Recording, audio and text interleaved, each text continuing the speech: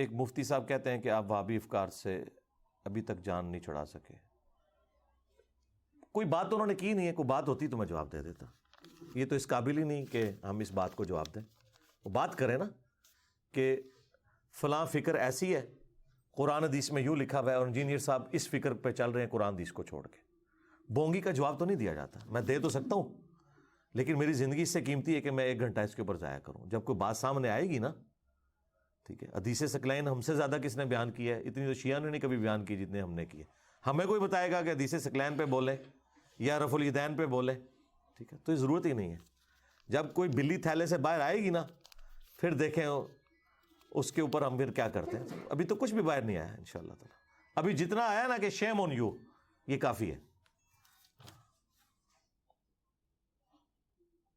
میں دین کی خدمت کرنا چاہتا ہوں تو اس بارے میں گائیڈ کریں. کہاں سے معاملات شروع کروں؟ معاملات آپ مجلس 50 اور مجلس 100 دیکھ کے اس کے مطابق شروع کریں. مجلس 50 میرا انٹرویو ہے جس میں نے بتایا کہ آپ نے دعوت کے کام کو کیسے لے کے آگے چلنا ہے، اور دعوت میں کون کون سی ہرڈلز آئیں گی، کس حکمت سے آپ نے چلنا ہے، کس فرقے کے فالوور کو کس طریقے سے بات پہنچانی ہے. وہ پوری گدڑ سنگیاں میں نے 4 گھنٹے میں جو میں نے اپنی تجربات سے حاصل کی تھی، اس کے بعد کوئی ضرورت نہیں رہی کہ میں اس کو ویڈیو ریکارڈنگ میں لے کے آتا.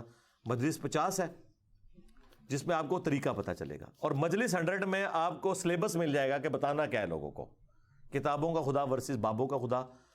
اور 50 کے قریب میں نے مثالیں اسٹیبلش جو اسلام کے اندر عقائد و نظریات کی خرابیاں ورسز قرآن و حدیث وہ بیان کی ہوئی ہیں، وہ آپ دیکھیں. غدیر خم والی حدیث کے بعد کیا خلافت مولا علی علیہ السلام کا حق نہیں تھا؟ بے شک ثقیفہ بنی ساعدہ کے وقت حالات مشکل تھے، تو جب حالات ٹھیک ہو گئے تو خلافت مولا علی کو نہیں دینی چاہیے تھی. جی بالکل، مولا علی اگر مانگتے تو دے دینی چاہیے تھی. چونکہ مولا علی نے نہیں مانگی تو آپ 1400 سال بعد کیوں مانگ رہے ہیں؟ یہ آپ کا سوال ویسے ہی ختم ہو گیا. آپ بینرز ایڈ کے حق میں ہیں، جبکہ میں نے کافی بار آپ کی ویڈیوز میں بے پردہ عورتوں کو بھی دیکھا ہے. اگر کبھی کوئی ایسی آ جاتی ہے تو وہ آپ کاٹ دیا کریں. جی اس سے زیادہ اوائڈ نہیں ہو سکتا، یہ آخری درجہ تھا.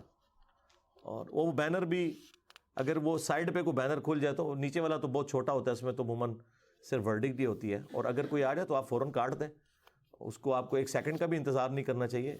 اور اس آخری درجے کی مونیٹائزیشن ہمیں اس لیے ضروری ہے اپنے چینل کی سروائیول کے لیے. ادروائز چینل جو ہے نا وہ سیف نہیں رہتا. آپ جب ان کے یوٹیوب کے پارٹنر بن جاتے ہیں، پھر آپ کو اگر کاپی رائٹس کے حوالے سے بھی کوئی ایشو ہو تو وہ بھی ریزالو ہو جاتا ہے، اور پلس چینل کی پروموشن بھی ہوتی ہے. تو آخری درجے تک جو اوائڈ کر سکتے ہیں وہ ہم نے کیا ہوا ہے الحمدللہ، اور اس کو ہم جسٹیفائی کر سکتے ہیں. اس سے نچلے درجہ نہیں تھا، لیکن اس کی وجہ سے یہ نہیں ہو سکتا کہ ہم ویڈیو ایڈز آن کر دیں. یہ اسی طریقے سے ہے کہ کوئی شخص سموگ یا دھواں انہیل کرتا ہے تو اس کو تو کوئی اوائڈ کر ہی نہیں نہ سکتا، یہ تو بیسک ریکوائرمنٹ ہے. لیکن اس کی بنیاد کے اوپر ایک بندے نے امرود کاٹا اور اس میں کیڑے نکلے، اور وہ کہ جی میں نے اتنا دھواں تو اندر لیا تھا، پتہ نہیں کتنے بیکٹیریاز بھی گئے ہوں گے، تو میں یہ کیڑوں والا امرود بھی کھا لوں؟ نہیں. یا میرے کھانے کے اندر لال بیگ نکل آیا تو پتہ نہیں کتنے بیکٹیریا اندر جاتے ہوں گے تو یہ بھی کھا لوں؟ نہیں، یہ چیز نہیں ہے. یہ 2 ایکسٹریم رویے ہیں. کیا حق جان کر حق پر ڈٹ جانا چاہیے چاہے میری جان بھی چلی جائے؟ یہ تو جنرل سوال ہے نا. پتہ نہیں آپ کس حق کے اوپر ڈٹے ہوئے ہیں. کہیں رشتہ کرنا چاہ رہے ہیں اور آپ کے ماں باپ مخالفت کر رہے ہیں اور آپ کہیں جی میری جان بھی جائے تو میں نے تو یہ کر کے ہی رہنا. تو یہ تو ایک جنرل بات ہے نا. اسپیسیفک کوئی بات لکھی ہوتی تو میں کہتا کہ وہ کس لیول کی چیز ہے جس کے اوپر آپ کو ڈٹنا چاہیے. ٹھیک ہے. اور اگر اس کو میں حسن ثانی رکھتا ہوں کہ اس سے مراد ہے عقیدہ توحید، تو بالکل وہ تو واضح حدیث ہے. ابن ماجہ کے اندر ابو درداء کہتے ہیں کہ میرے خلیل نے مجھے وصیت کی تھی کہ اللہ کے ساتھ شرک نہ کرنا، خواہ تمہارے ٹکڑے ٹکڑے کر دیے جائیں یا تمہیں سولی چڑھا دیا جائے یا آگ میں زندہ جلا دیا جائے، شرک نہ کرنا. ٹھیک ہے. اس طریقے سے جو بنیادی چیزیں اس کو آپ کریں، لیکن معاملات کو حکمت کے ساتھ لے کے چلیں. مجلس 50 دیکھ لیں، اس میں نے سب کچھ ریکارڈ کروا دیا. میرا چھوٹا سا گاؤں ہے جس میں ایک ہی مسجد ہے.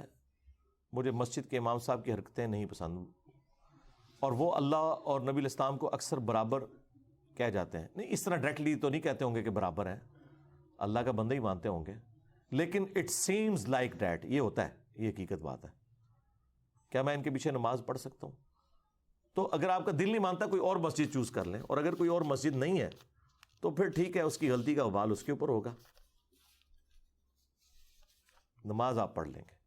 میں یو کے میں رہتا ہوں اور پراپرٹی کا کام کرتا ہوں، وہاں پر پوری قیمت پر پراپرٹی خرید نہیں سکتے اور قسطوں میں قیمت ادا کرنی پڑتی۔ قسطیں دینا سود ہے؟ قسطیں دینا کوئی سود نہیں ہے، قسطوں کا معاملہ سود کے ساتھ کرنا وہ غلط ہے۔ قسطیں دینا تو کوئی سود نہیں ہے، تو بہت بڑی نیکی ہے کہ ادھار آپ قسطوں میں اتار رہے ہوں۔ قسطوں کا معاملہ ڈیفرنٹ ہے۔ آپ جن لوگوں کے ساتھ کر رہے ہیں نا، وہ ایکسپلائٹ نہ کر رہے ہوں کہ وہ سودی کام نہ کر رہے ہوں، تو ان کے ساتھ آپ نہ کریں۔ اسلامک بینک کے ساتھ کریں، یو کے میں تو اسلامک بینک موجود ہیں، قسطوں کا کاروبار کریں ان سے۔ جب نبی الاسلام پر قرآن نازل ہوا تو اس وقت نبی الاسلام غار حرا میں تھے۔ سوال یہ ہے کہ نبوت سے پہلے نبی الاسلام پر قرآن بھی نازل نہیں ہوا اور نماز بھی نہیں تھی، تو نبی الاسلام غار حرا میں کون سی عبادت کرتے تھے؟ کوئی عبادت نہیں کرتے تھے، بس غور و تفکر کے لیے۔ وہ بخاری مسلم موجود ہے، جب آپ کی زندگی کا 40واں سال شروع ہوا تو اس سے پہلے آپ بڑی ڈائنامک لائف گزار رہے تھے، اچانک آپ کے دل کی کیفیت بدل گئی۔ ظاہر ہے وہ پورے غیبی معاملات ہو رہے تھے نا۔ مسلم شریف میں آتا ہے اسی دوران حضور پتھر کے پاس سے گزرتے تھے تو وہ کہتا تھا السلام علیکم یا رسول اللہ۔ اب ظاہر ہے ایک پتھر آپ کو سلام بھیج رہا ہو تو آپ کو اندازہ تو ہو گیا تھا کہ کوئی میرے ساتھ ایکسٹرا آرڈنری واقعات ہونے والے ہیں، تو اللہ تعالیٰ نے آپ کے دماغ کو کنٹرول کیا ہوا تھا نا۔ وہ آپ نے ایکسپیرینس آپ کے گھر میں نہیں کروانا تھا، غار میں کروانا تھا۔ وہ یہ نہیں ہے کہ حضور کوئی پچھلے 10-15 سال سے غار میں جا کے کوئی تپسیا کر رہے تھے تو 10 سال کی کوئی محنت رنگ لے آئی ہے، ایسا نہیں ہوا۔ وہ چند دن پہلے ہی گئے تھے اور وہ اللہ نے ان کو گائیڈ کیا کہ اچانک، بخاری مسلم کے الفاظ ہیں کہ اچانک ایسا ہوا کہ آپ وہاں جانا شروع ہو گئے۔ وہ یہ سب کچھ غیبی طور پہ ہو رہا تھا۔ باقی ساری غیبی چیزیں آپ نے مانی گی تو بہت چھوٹی چیز ہے۔ حضرت جبرائیل کو دیکھ لینا، شب معراج کا سفر، چلے کو معراج کو نہ بھی مانے منکرین احادیث، زمینی سفر تو سارے مانتے ہیں جو قرآن میں ہے۔ بیت اللہ سے مسجد اقصیٰ جو 40 دن کا سفر تھا، ایک رات میں کر کے واپس بھی آ گئے، یہ تو سارے مانے ہوئے ہیں نا۔ تو یہ سب کچھ ایکسپیرینس ایک ایکسٹرا آرڈنری ایکسپیرینسز ہیں۔ تو ظاہر ہے کہ انبیاء کے ساتھ اس سے بڑھ کر قرآن میں آیا کہ حضرت عیسیٰ علیہ السلام کی والدہ جب حضرت عیسیٰ کو اٹھا کے لائی ہیں، ایک دن کا بچہ، اور وہ کہہ رہا ہے جی مجھے اللہ نے کتاب دی ہے، میں پیغمبر ہوں، سلام ہو اس دن پر جس دن میں پیدا ہوا، جس دن میں مروں گا، جس دن میں اٹھایا جاؤں گا، اور مجھے اللہ تعالیٰ نے اپنی والدہ کے ساتھ حسن سلوک کرنے والا بنایا۔ اب یہ ایک دن کا بچہ یہ باتیں کرتا ہے، تو ایک غیبی معاملہ تھا، یہ بھی غیبی معاملہ ہوا۔ اور اس میں جو آپ کے لیے پھکی ہے نا، وہ یہ ہے کہ بخاری مسلم میں ہے کہ حضرت ختیجہ حضور کو ٹفن میں کھانا باندھ کے دیتی تھی۔ آپ کے بابے جو ہیں وہ کئی سال تک بغیر کھائے پیے زندہ رہے، حضور ایک دن کے لیے بھی اپنا جو ہے نا کھانا باندھ کے لے کے جاتے تھے۔ اب آپ دیکھ لیں، پھر ہم کیوں نہ کہیں کہ میرے نبی سا ہے ہی کوئی نہیں، تیرے بابے تھے شے ہی کوئی نہیں۔ اگر حضور ٹفن میں کھانا لے کے جاتے تھے تو یہ بابے کس طرح دعویٰ کرتے ہیں کہ کھاتے نہیں ہو؟ کہتے ہیں جی وہ ایک پیر وہاں بیٹھا ہوا تھا جی، وہ ننگا مر گیا، وہ کہتے ہیں جی بابا درکا جی 30 سال تک کچھ کھادا پیتا نہیں ہے۔ اس کے نیچے ہی ایک بندے نے کامنٹس کیے کہ میں اسی گاؤں کا رہنے والا ہوں، میں نے اس کو درجنوں نہیں سینکڑوں دفعہ کھاتے پیتے ہوئے دیکھا ہے، یہ جھوٹ بول رہے ہیں۔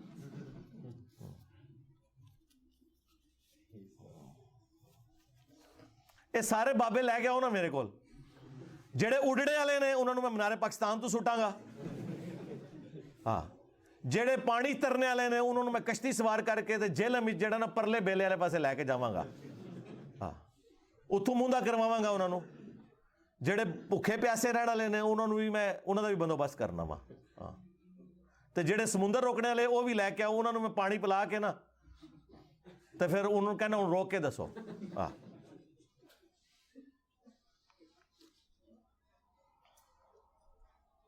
سینہ بسیلہ علم کیسے ٹرانسفر ہوتا ہے؟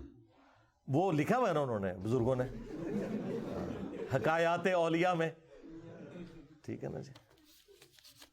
چھوڑ دو، میری زبان نہ آپ کھلوائیں، سینہ بسینہ علم کیا ٹرانسفر؟ سینہ بسینہ کوئی علم نہیں ہے جی، علم وہی ہے جو قرآن و سنت میں۔